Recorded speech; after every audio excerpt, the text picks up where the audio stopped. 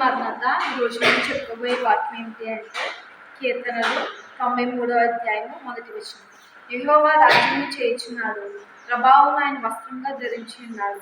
యెహోవా బలము ధరించి బలముతో నడుము కట్టుకుని ఉన్నాడు. కదలకున్నట్లు భూలోకము స్థిరపరచబడి ఉన్నది. ఇది కీర్తనలు 93వ అధ్యాయం 1వ వచనంలో మనకి ప్రభావం అనే వచనం మనకి కనబడుతుంది. ప్రభావం ఆయన వస్త్రంగా ధరించి ఉన్నాడు. ఆయన వాక్తో సృష్టిని చేశాడు.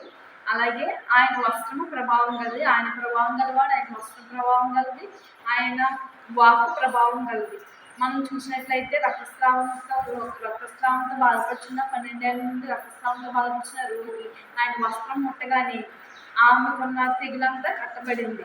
ప్రభావం నాలో నుండి మెడలు వెళ్ళింది అని ప్రభువారే సాక్ష్యం ఇచ్చారు. కాబట్టి ఆయన వస్త్రం ఎటువంటిదని మనం గమనించినట్లయితే ప్రభావం గలది. అలాగే 104వ వచనం 1వ వచనంలో చూసినట్లయితే 104వ అధ్యాయం 1వ వచనంలో చూసినట్లయితే, నా ప్రాణమా యెహోవాను సన్నిధించు, యెహోవా నా దేవా నీవు అధిక ఘనత వహించిన వాడు, నీ మహాత్యమును ప్రభావమును ధరించిన. ఇక్కడ కీర్తనలు 104వ అధ్యాయం 1వ వచనంలో కూడా ఏం కనబడుతుందంట, ఆయన మహాత్యమును ప్రభావమును ధరించినాడంట. మహాత్యము ప్రభావం ఈ రెండు మనం గమనించినట్లయితే దేవుని ఎంత శక్తివంతులో మనకి అర్థమవుతుంది. కాబట్టి మనందరము కూడా రక్తస్రావంలోకి ఎలాగైతే ఆయన వస్త్రమూర్తిని చెంగుమూర్తిని ఎలాగైతే స్వస్థపరచబడిందో, ఆయన ఆజ్ఞాపిస్తే మన పట్ల అనేక అద్భుత కార్యాలు జరుగుతాయి.